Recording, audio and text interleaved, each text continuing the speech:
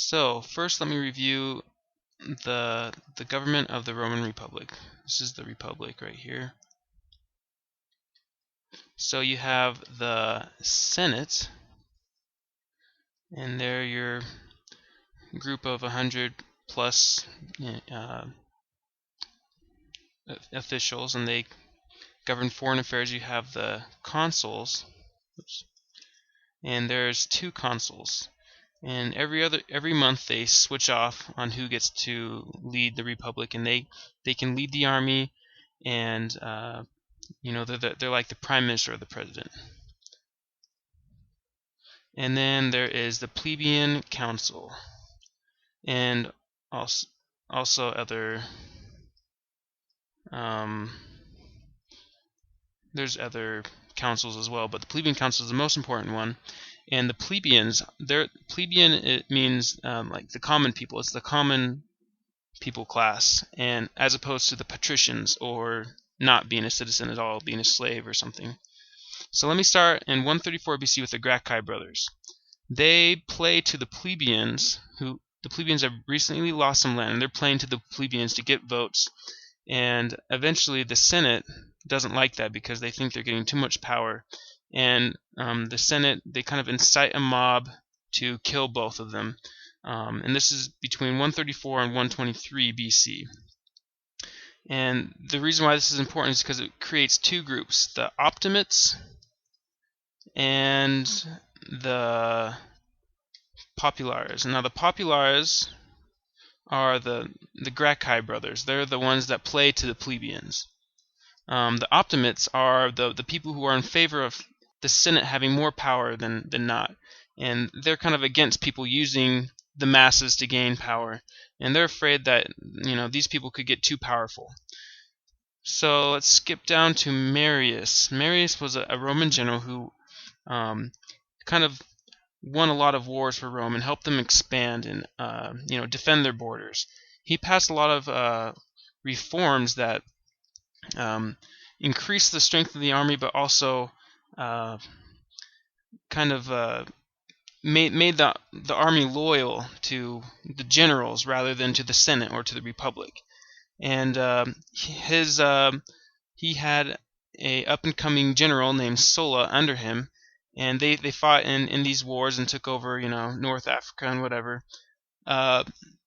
Marius eventually is elected to consul, not once but he's elected 5 times in a row, and when all is said and done, he'll be elected 7 times.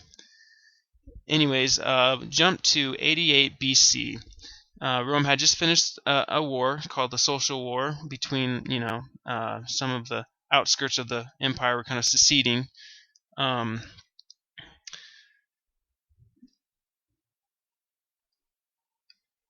The Senate wants to send Sulla to this new war that popped up, and this war is in Turkey and Greece, in that area over here. And now the Senate, they're the Optimates, and they don't want the Populares faction to get power, and Marius is part of the Populares faction. So the Senate chooses Sulla to fight the war in Turkey. So Sulla is leaving. Let me draw. He's leaving Rome, and then Marius he pulls some strings, and he gets the plebeian council to overrule the Senate and make Marius the general to lead the war in Turkey and Greece. So Marius goes. He tells Sulla, after Sulla had already left with the army, he tells Sulla, "Hey, I know you just left, and this is crazy, but give me the armies, maybe." So Sulla looks at, he looks back at his 6 legions back here, and he's like, "You and what army?" And basically Sulla comes back and takes over Rome and kicks out Marius and the Populares. Now this is significant because when as a general, you are not allowed to bring your army into anywhere near Rome. It was against the law. And the fact that Sulla did this was treason. However, Sulla himself would say, "Oh, it's you know, it's I'm trying to save the Republic here." And anyways, so he kicks Marius out. Again, he goes to fight that war, and while he's gone, Marius comes by and Marius comes back and takes over Rome again, or not again, but he takes over Rome and puts the Populares in power again. And then Marius is elected consul and then dies of old age. And Sulla kind of doesn't like that, obviously, so he kind of wraps up the war here kind of quicker than he thought and comes back again and retakes Rome again. However, this time it's not just an easy thing to march on Rome. It turns into a full civil war, and that's that Roman civil war right here. Again, Sulla wins and pushes out all the Populares supporters in the faction in that faction, and he kind of gives the Constitution a makeover, and he kind of sets himself as dictator for a little bit, and then he kind of retires and lets things go like normal. So now these next three guys are really important. They'll basically end up dominating the Republic for like the next 30 years. So Julius Caesar is kind of he comes from one of the most notable families in the Roman Empire. His family name is pretty well known. Crassus, he's the most wealthy man in the empire. Did I say Crassus? I meant Crassus. Crassus is the most wealthy man in the empire. And Pompey, he was kind of like Sulla. He was a really good general and was one of Sulla's sidekick generals, I guess. And once Sulla dies, and they kind of start working the system, and they move higher and higher, and eventually Crassus and Pompey become consuls at the same time, and they work together to kind of undo everything Sulla did as dictator. Now Pompey and Crassus, they're kind of optimists sometimes. They kind of flip-flop. Crassus is just in it for the money. Julius Caesar, he's a popularis. He kind of wants. He's pretty popular with the people, and he uses them to rise to the ranks. So they realize that it would be in their best interest to form this thing called the triumvirate, and it's a kind of like a three-legged stool of power. They use each other to get into higher positions in the Republic. So that goes on for about 7 years, and during that time, Caesar is governor in Gaul, which is modern-day France, and he completely beats all the Gallic forces there and makes them surrender. The people see him as a war hero, and his popularity just increases from there. Anyways, Crassus dies in a failed attack, and he actually gets gold poured down his throat in an ironic twist of fate, I guess.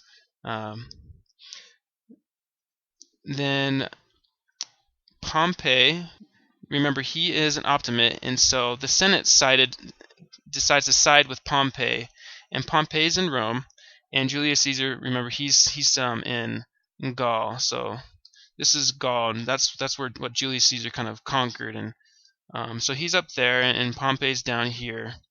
Now, kind of sitting in Rome.